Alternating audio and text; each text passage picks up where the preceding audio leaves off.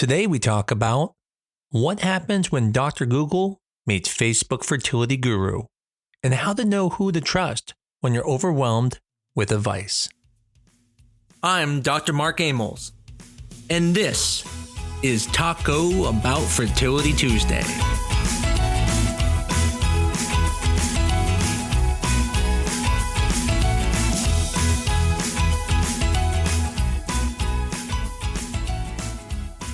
Let's face it, we've all been there. You leave your fertility appointment, get in your car, and before you even pull out of the parking lot, you're already Googling what you just talked about. To make it worse, you land in the Facebook group and someone named IVF Queen 2020 tells you your protocol is completely wrong.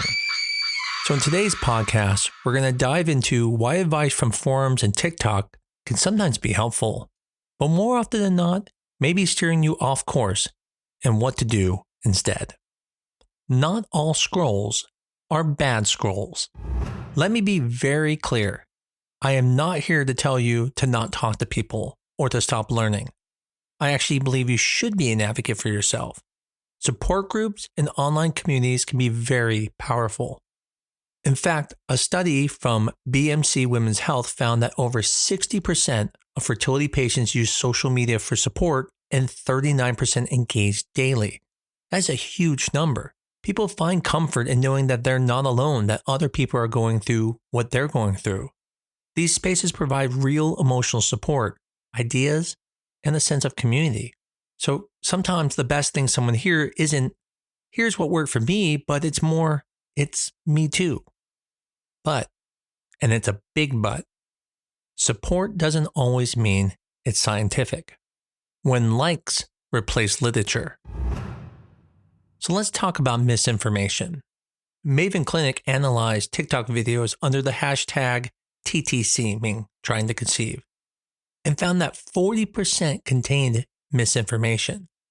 Things like incorrect ovulation timing, bad cervical mucus advice, or completely wrong ideas about basal body temperature. And what will blow your mind is some of these TikTok videos were even from clinics. When it comes to Facebook, the advice in Facebook groups is often anecdotal and unmoderated. Someone says, my doctor transferred 2 embryos and I got twins. You should ask for 2.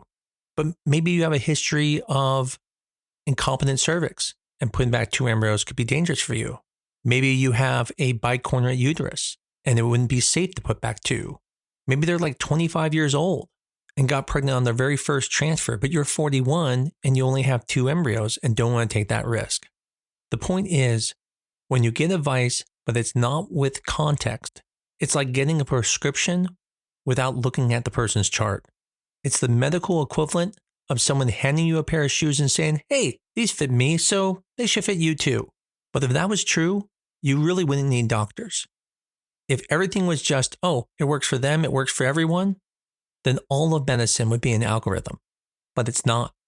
Context matters a lot. I have people come up to me all the time and they'll ask me fertility questions. And they're like, what do you think of this protocol? And I tell them, it could be amazing, it could be wrong.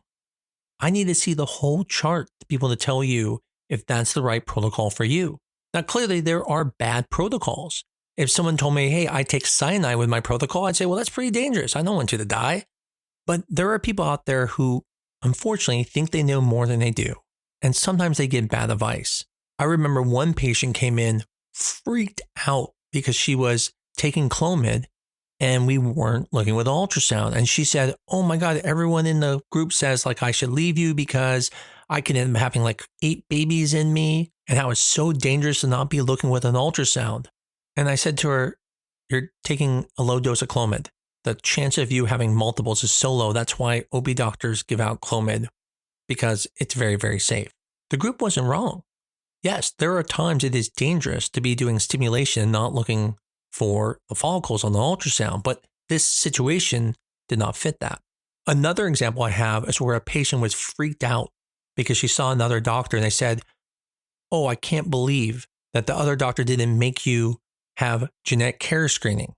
But the patient was using donor sperm and that was already tested and had no genetic carrier screenings that came back positive, which means even if she did come back with something positive, it would have zero effect.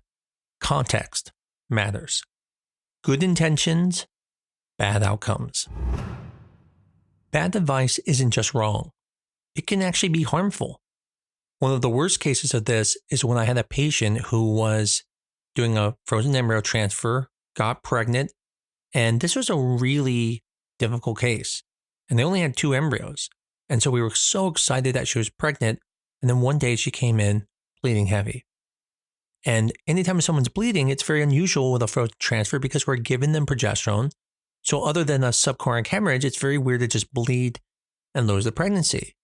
And so we always like to check a progesterone level just to make sure we're not missing something. And her progesterone level was 0. And I asked her, I go, it doesn't make any sense. Why is your progesterone 0? You're still taking your progesterone, correct? And she said to me, oh, well, the girls online told me that when they did their transfer, they were able to stop their progesterone right away because their clinic only goes until the positive pregnancy test. And I said, yes, but that was a fresh transfer.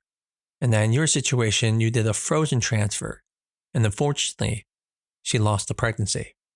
I've seen patients even delay their IVF cycle because they were told they weren't ready and that they group thinks they should wait. Others waste money on supplements that do nothing. And in some cases, people actually push for unproven treatments that won't help them, but because someone in the group said it's the only thing that worked, they wanted to do it. Now, I appreciate something here. It is extremely stressful going through fertility. The fear that you are not going to be pregnant is so strong that yes, you will listen to anyone. You will eat rocks if that will get you pregnant. My point here is not to tell you that you are not smart for listening to people. You should. You should listen to everyone. The point here is that the loudest voices may not be the smartest ones. Blog posts, forums, and influencer videos, they're all at the top because they're popular, not because they're medically sound. Matter of fact, as doctors, we're pretty boring.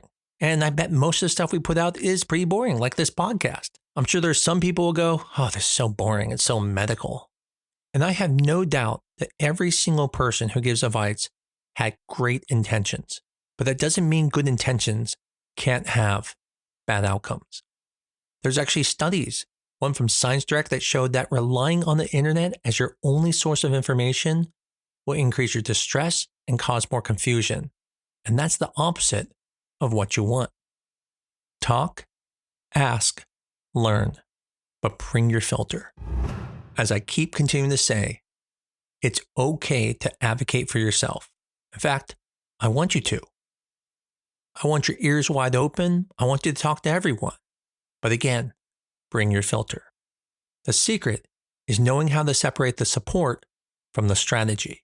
So the question is, what's the filter? The first thing I'll tell you is your provider. I don't care if you're even listening to me, you always talk to your provider because even I don't know your context. I actually had a patient today who said something about, oh, in this podcast you said to do this. And I said, oh, wait. That is generic. I don't do my podcast as if I'm running my clinic. I do my podcast that anyone who can listen to it from any clinic can get these ideas, but you always still talk to your doctor. In this situation, I told her that wasn't true for her, even though I talked about it in the podcast because her context was different. So the number one person to go to is always going to be your physician. And here's a quick rule. If it didn't come from your medical history, your lab results, or your doctor's approval, it's not a treatment plan. It's just a suggestion. So then where can you get trustworthy info? Well, there are some really good places.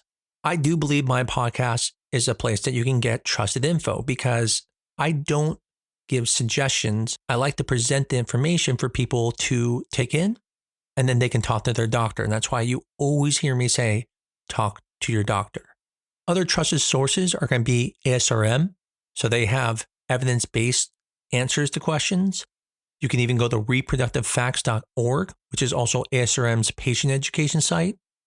There's mayoclinic.org, which has information on there. But when I was there are multiple committees that look through everything to make sure everything is correct.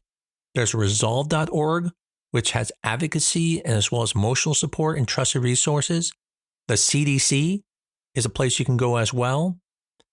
Even information from your provider's website, or again, podcasts that either your provider or clinic recommends. Trust, verify, and breathe. So where do we go from here? Well, you're not wrong for wanting to learn. You're not wrong for needing support. And you're not wrong for asking questions. But the best fertility plan is the one that was made for you. Not a post, not a blog, not a TikTok reel of your favorite influencer. Always remember, you are your best advocate. And your doctor, we're your guide. So read, ask, share.